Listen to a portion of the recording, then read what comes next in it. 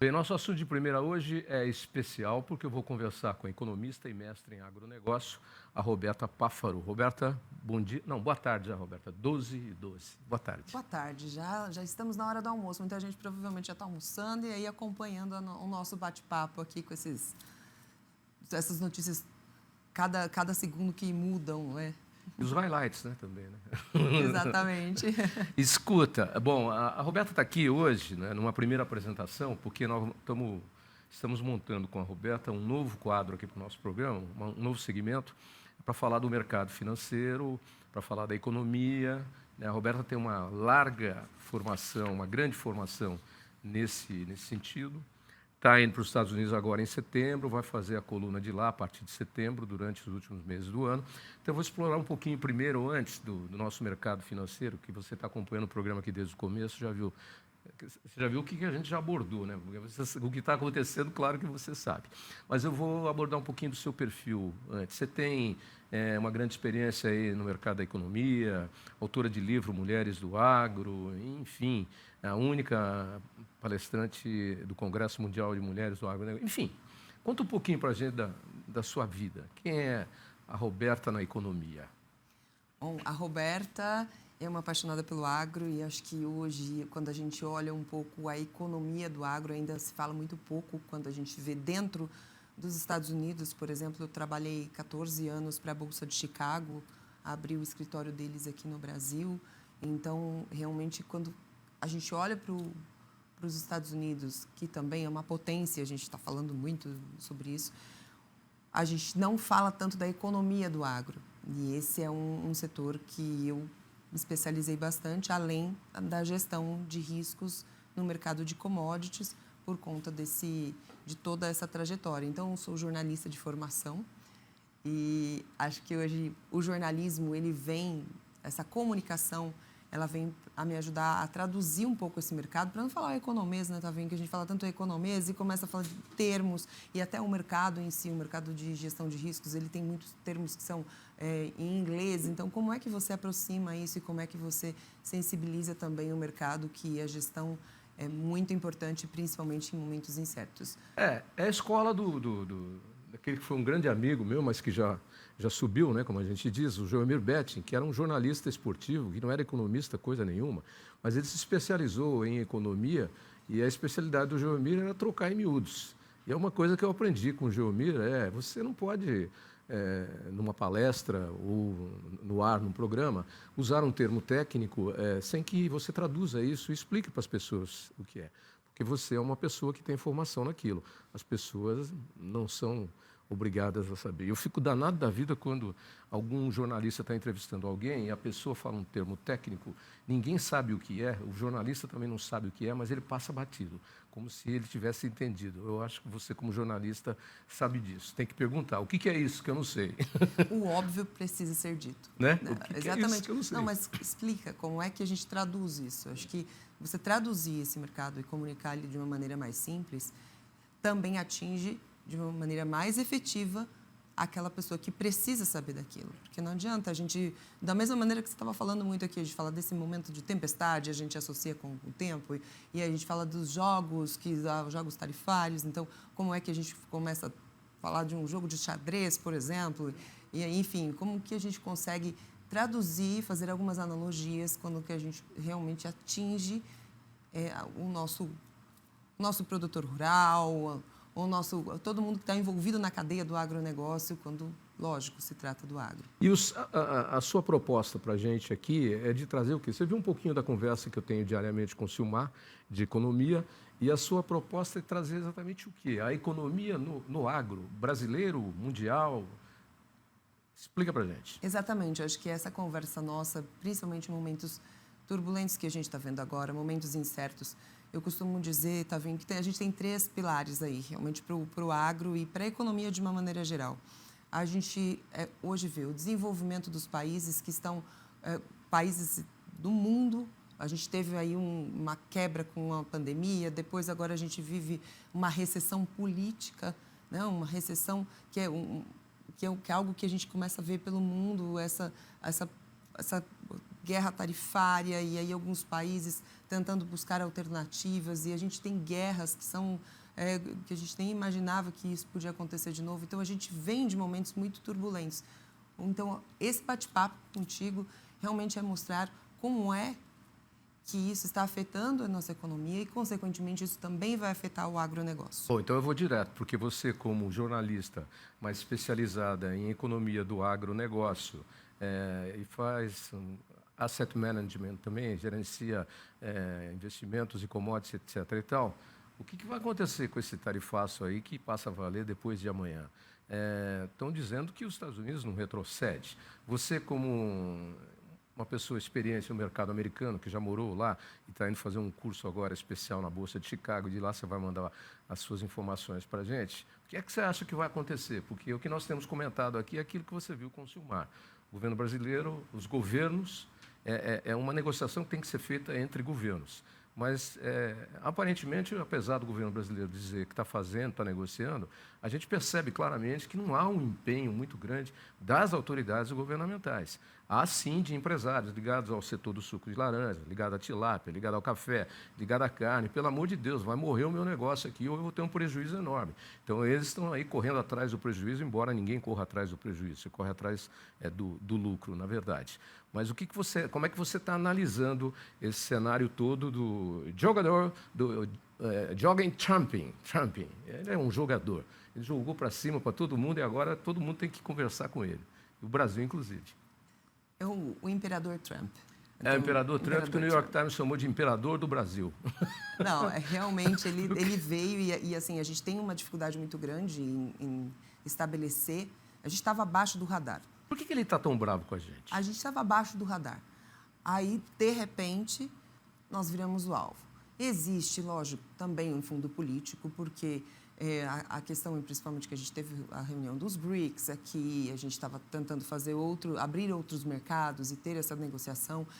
Enfim, foi uma provocação política. Uma provocação política, até porque não justifica, Tavinho. A gente exportou, o ano passado, a gente teve uma comercialização em que a gente vendeu para os Estados Unidos 40 bilhões de dólares e, na verdade, a gente comprou deles 41 bilhões de dólares. Então, ainda não existe uma justificativa para ter uma taxa, uma tarifa como essa. Né? Isso são dados da própria Anshan, quando a gente vê. E, dentro disso, a gente teve 12 bilhões aí de produtos agropecuários, em que a gente fala principalmente de café e suco de laranja, que eles são dependentes de nós, são extremamente dependentes. Quando a gente fala de carne bovina, os Estados Unidos, eles produzem carne bovina, eles são autossuficientes, porém, eles compram carnes nobres nossa também. E aí o consumo deles é em torno de 27 quilos por pessoa por ano, per capita, né, como eles falam, e nós aqui somos em torno de 37 quilos por ano de carne nós bovina. Exportamos aí, não, no total, nós exportamos entre 30% a 35% da nossa carne bovina. O restante fica no mercado interno, 65% a 70%. Exato. É consumido aqui mesmo. Exatamente. Muita gente, até quando o preço está alto, fala, porque está vendendo, porque está pagando melhor. Calma, gente. Não. O mercado é esse. E tem um problema sério com relação a esses produtos, que não são muitos, mas alguns são bem significativos, que vão para os Estados Unidos. Você não tem onde recolocar isso imediatamente no mercado. E sendo que alguns produtos são perecíveis, você não pode nem estocar. O café você pode esperar um pouco mais de tempo para negociar.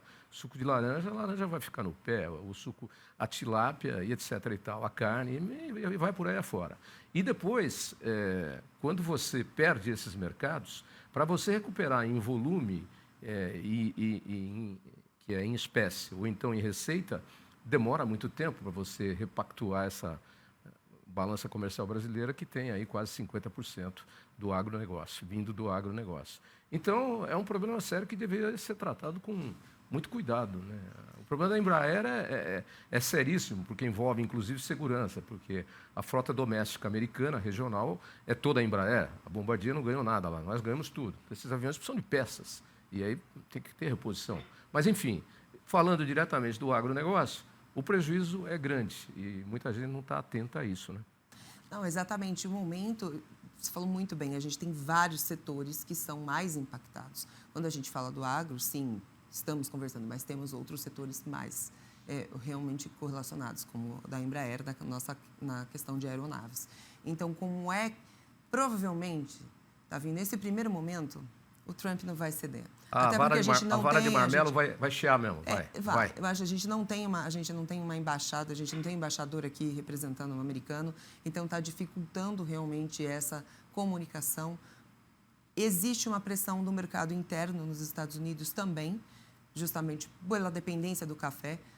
Tavinho, 76% do café, 76% dos americanos consomem café diariamente. O taxista americano, ele pilota para você bebendo café de uma das marcas famosas aí de cafeteria. Exato, então você vai impactar isso muito no mercado interno. E aí, por isso que a gente fala dessa super quarta. O que vai acontecer? Os juros não devem baixar mesmo. E isso tem um embate muito grande dentro ali com o presidente do Banco Central e também o imperador Trump.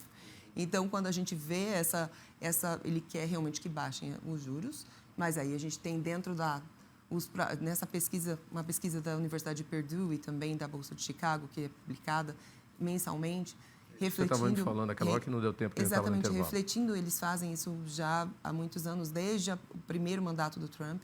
Então, eles conversam com cerca de 400 produtores ali do cinturão agrícola americano e eles perguntam o que eles estão achando da economia, o que eles têm de ideia, a perspectiva deles.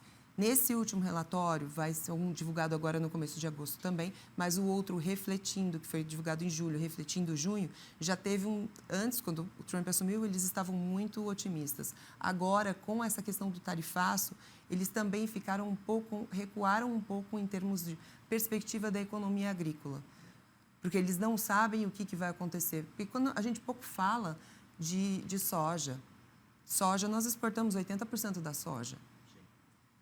80%, desses 80%, 70% ali, 60 e poucos por cento está indo para a China. E se tiver uma negociação eles estão tentando fazer uma negociação com a China. Não só isso, mas a China pode diminuir um pouco o consumo, a compra de soja do Brasil. Como é que a gente continua competitivo no mercado? Sendo que temos também os grãos, a exportação dos grãos. E quando você tem um impacto na economia mundial, quando você tem guerras tarifárias, como a gente tem essa recessão geopolítica que a gente pode falar, essa recessão que impacta diretamente na economia dos países, impacta nesse fluxo comercial, então isso também pode refletir para a gente um momento de se pensar. A gente não fala agora, a gente está falando dos principais produtos que a gente negocia com os Estados Unidos, mas como é que a gente consegue pensar mais à frente? A consequência depois, ela vem depois. No primeiro momento vem o terremoto. Exato. Aí depois, vou usar um exemplo de hoje. Aí depois vem uma ventania, depois vem um tsunami, depois vem o alagamento, etc. e tal, né? Mas o primeiro impacto é o tremor de terra mesmo, e é o primeiro estrago, e é esse 1º de agosto aí, que se acompanhou aqui na minha conversa com o Silmar, o divisor de águas. A gente podia continuar conversando muito mais tempo, eu agradeço a sua presença aqui, mas a gente tem que entender, porque muita gente está dizendo por aí, mas isso é legal porque vai sobrar mais alimentos aqui no Brasil e o preço vai cair. Vai cair sim. No primeiro momento vai cair, meu amigo, sim. Mas depois que consumir esse excedente, não vai ter o mesmo volume na produção da safra seguinte, na produção do ano que vem, na produção da cria do ano que vem, na próxima cria. Por quê? Porque você não tem o mercado que você vendia. Então, você não vai produzir para ficar com o produto encalhado. E aí vai ficar mais caro aqui dentro e vai ter mais inflação, inclusive. Então, devagar aí com as coisas, porque o impacto é na economia global. Cíclico. Nesse momento, a gente consegue entender que sobrou produto, oferta e demanda. Sobrou produto, fica mais barato. Só que você vai produzir menos porque você não vai ter uma demanda tão alta. Exatamente. E aí, de novo, vai ter aquele equilíbrio de preços. Então, não adianta a gente se iludir.